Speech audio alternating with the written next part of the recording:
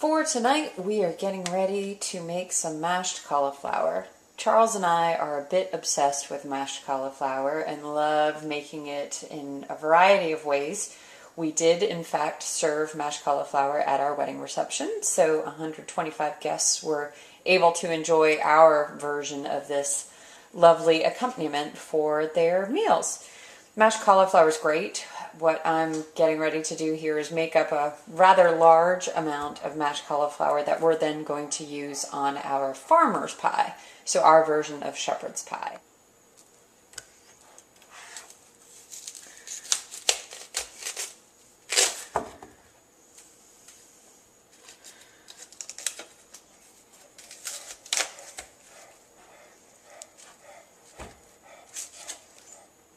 You don't have to be super particular on how you chop up your head of cauliflower for this. You do want to pull out the leaves as those don't have the best flavor in them.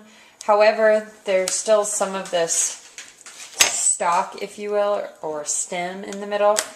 Absolutely fine to leave that in. Sometimes it takes a while for that to cook, so you might want to cut it out, whatever your preference is. But again, all of these bits, all I'm going to do is just take my knife, get in here, and all I'm trying to do is break it up into pieces that I can then steam.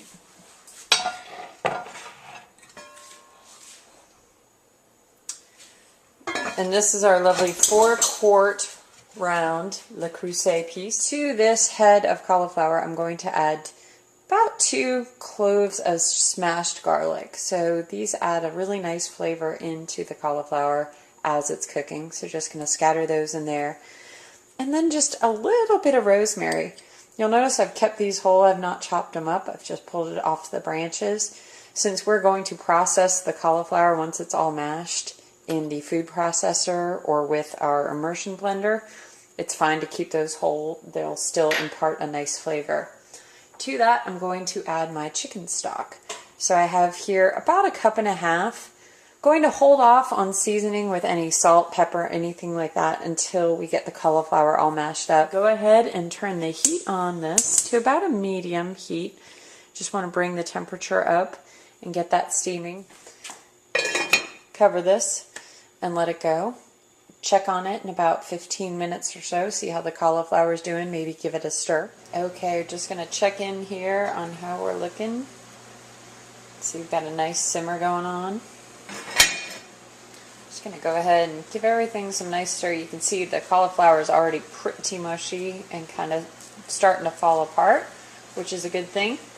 Still have a good amount of liquid in there, so I kind of want to let that cook off, but I want to be careful not to burn the cauliflower. We have our cauliflower added to our food processor. Again, added all that rosemary, garlic, the little bit of broth that was left, but as you can see, it's pretty dried out. There's not a lot of liquid left in this.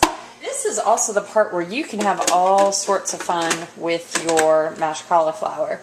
If you wanted, and you were doing the whole dairy thing in your life, you could add in some goat cheese, some heavy cream or butter to add that creamy texture in there. You could add some crumbled up bacon in, some chives. Sometimes to get more of a creamy texture, we'll go ahead and add some of our Paleo mayonnaise to this. Again, flavorings, seasonings, whatever you like. If you wanted to do more of an Asian-inspired mashed cauliflower, I would suggest maybe some ginger, perhaps a little sesame oil to add that flavor to your mashed cauliflower. So many different ways that you can serve this and make it taste just amazing.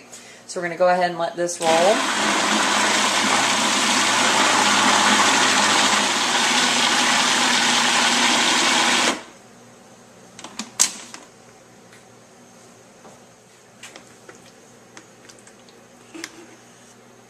Again, a pretty creamy texture that we've accomplished here.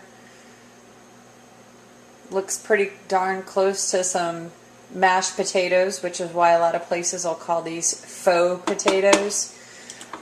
I'm a big fan. Serve this as a side dish many times. Super low carb, really tasty, and something we hope you'll enjoy.